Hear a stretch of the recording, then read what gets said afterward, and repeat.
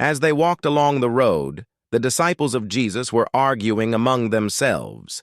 This was not a casual conversation or a light disagreement. They were talking about who among them was greater, who held a higher place, who was closest to Jesus. Their words betrayed not only a desire to understand their standing, but also a hidden rivalry. Even in following the teacher, an internal hierarchy had already formed, comparison and a striving to be above others. It seemed natural, almost imperceptible, as if it were taken for granted.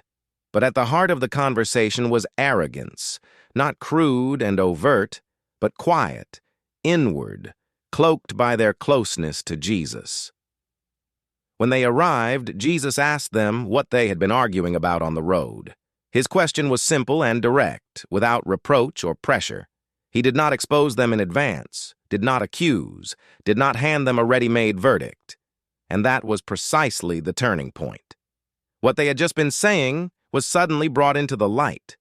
What a moment before had seemed an ordinary exchange became something difficult to speak aloud. They did not answer. Instead of explanations, there was silence. That silence was more telling than any words. There was no protest, but there was no excuse either. They did not argue with Jesus or try to defend their position. They simply could not say what it had been about. Their conversation appeared to them in a new light, and that proved enough to stop them.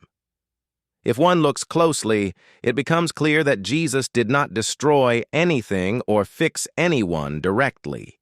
He did not forbid them to argue, nor did he deliver a lecture on humility before they had seen the problem themselves. But his question made their inner condition visible to them.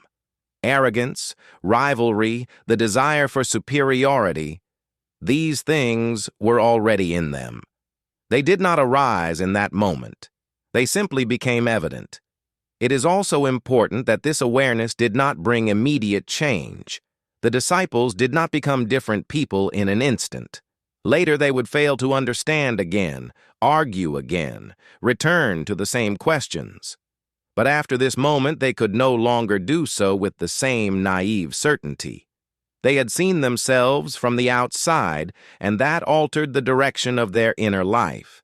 This is one of the ways Jesus acts. He does not correct a person from the outside or take over their inner work. He causes a person to be unable to remain the same without their own notice. What was hidden becomes manifest.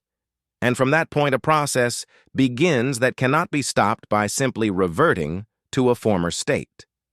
The situation did not change the disciples.